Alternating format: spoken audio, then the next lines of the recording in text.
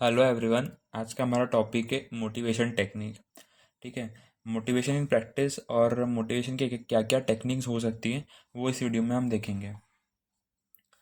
Complex and challenging task to keep its employees motivate. Suppose कोई भी जो organisation है, ठीक है, उनका जो बॉस है या जो उनका जो लीडर है, उनके लिए सबसे डिफिकल्ट टास्क यही होता है, सबसे कॉम्प्लेक्स और चैलेंजिंग टास्क यही होता है कि वो अपने एम्प्लॉयज़ को मोटिवेटेड रख सकें। अगर उनको अपने एम्प्लॉयज़ को मोटिवेटेड रखना आ गया तो उनकी ऑर्गेनाइजेशन, उनकी कंपनी बहुत अच्छे से रन करेगी। In an organizational setup, multiple techniques are used to keep employees motivated in their respective job। ठीक है, जो भी एम्प्लॉयज़ जिस जिस भी एरिया में काम कर रहे हैं, ठीक है, तो उनको मोटिवेट रखने के लिए कुछ मल्टीपल टेक्निक्स हैं। ठीक है, ताकि वो एम्प्लॉयज़ को मोटिवेट कर सकें। मोटिवेशन टेक्निक्स हैं, मल्टीपल टेक्निक्स हैं मोटिवेशन की, ताकि वो अपने एम्प्लॉयज़ को मोटिवेट कर सकें। तो कौन कौन सी टेक्निक्स हैं? पहला है monetary and non monetary benefits. आप कोई भी काम करोगे तो आपको इंसेंटिव, आपको सैलरी तो मिल रही है, लेकिन अगर आप अच्छा काम करोगे, थोड़ा एक्स्ट्रा काम करोगे, तो आपको इंसेंटिव दिया जाएगा, बोनस दिया जाएगा या कमीशन दिया जाएगा।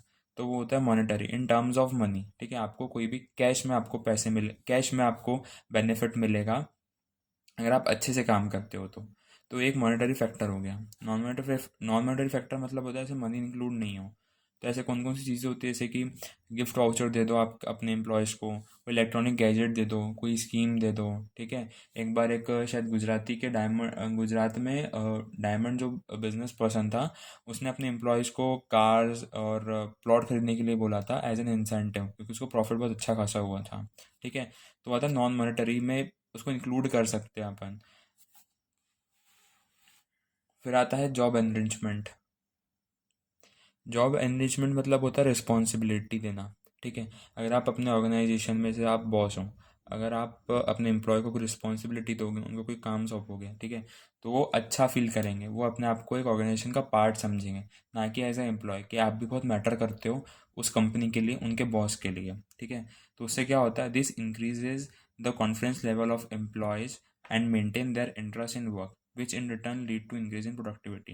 अगर आप किसी को रिस्पॉन्सिबिलिटी देते हो, ठीक है, और वो अच्छा फील करता है और अपने आप को एक ऑर्गेनाइजेशन का पार्ट मानता है, बहुत इंपॉर्टेंट पार्ट, बॉस के लिए भी और ऑर्गेनाइजेशन के लिए भी। ठीक है। तो उससे क्या होगा कि उसका जो कॉन्फिडेंस लेवल है वो बढ़ेगा एम्प्लॉय का। ठीक है। उसका जो इंटरेस्ट है वो बना रहेगा काम में, यानी वो बहुत अच्छे से काम करेगा। अगर वो अच्छे से काम करेगा तो प्रोडक्टिविटी बढ़ेगी। तो जॉब एनरिचमेंट मतलब ये होता है कि किसी एम्प्लॉय को रिस्पॉन्सिबिलिटी देना, ताकि वो बहुत अच्छे से काम कर सके, अपने आप को एक पार्ट समझ सके ऑर्गेनाइजेशन का। फिर आता है job rotation. Job rotation means assigning different roles and responsibilities to employee at a different time to increase their interest in their job. Suppose आप एक ही काम करके रोज थक ही जाते हो, ठीक है, बोर हो जाना, मोनोटोनस लाइफ हो जाएगी आपकी अगर आप एक ही जैसा काम करोगे। तो जॉब रोटेशन में क्या होता है कि बहुत डिफरेंट रोल्स और डिफरेंट रिस्पॉन्सिबिलिटीज एम्प्लॉयज़ को असाइन की जाती है टाइम के ऑर्डर अकॉर्डिंग। ठीक है। अलग अलग टाइम पर अलग अलग रोल्स रिस्पॉन्सिबिलिटीज़ दी जाती हैं, ताकि उनका इंटरेस्ट उनकी जॉब में बना रहे। थोड़ा सा चेंज होगा तो उनको भी अच्छा फील होगा। फिर आता है गोल सेटिंग।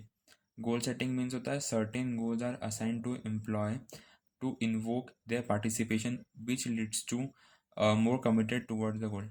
ठीक है। तो क्या होता है गोल सेटिंग, अगर आप अपने एम्प्लॉयज़ को गोल सेट करके दोगे, ठीक है, पर्टिकुलर गोल असाइन कर दिया कि आपको ये गोल अचीव करना ही है, ठीक है, तो समहाउ जो उनका जो पार्टिसिपेशन है वो बढ़ जाएगा। पार्टिसिपेशन बढ़ेगा तो उनको गोल को अचीव कर सकेंगे, और एट द एंड कंपनीज को फ़ायदा होगा, ऑर्गेनाइजेशन को फ़ायदा होगा उससे। फिर आता है alternative working schedule to get desired shift work. ठीक है। अल्टरनेटिव वर्किंग शेड्यूल मतलब क्या होता है कि आप उनको ऑफर करो अलग अलग शिफ्ट। ठीक है, कि आपको कौन सी शिफ्ट सूट कर रही है, मॉर्निंग वाली, इवनिंग वाली या नाइट वाली।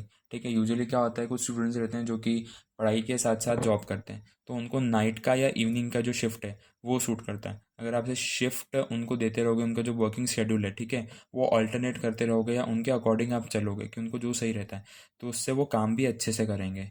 ठीक है, अगर उनको आप अपनी डिज़ायर्ड शिफ्ट देते हो तो।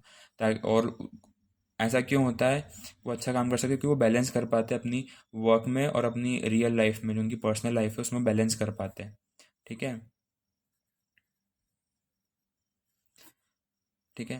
वर्क में, अपनी वर्क लाइफ में और पर्सनल लाइफ में अगर वो बैलेंस कर पाएंगे तो ऑब्वियसली वो अच्छा ही काम करेंगे बिना टेंशन के। सिक्स्थ है skill upgradation. Skill upgradation means improving skills time to time and providing training to increase their competency. उनकी काबिलियत, उनका काम करने का तरीका अच्छे से अच्छा हो। ठीक है। तो उसके लिए क्या करना पड़ेगा, उनकी स्किल्स इंप्रूव करनी पड़ेगी, उनको ट्रेनिंग प्रोवाइड करवानी पड़ेगी। अगर आप उनको ट्रेनिंग देते हो, ठीक है, तो उनको नई नई चीज़ सीखने को मिलेगी और मोटिवेट होते रहेंगे काम को करने के लिए और अच्छे से काम करेंगे आपकी कंपनी में।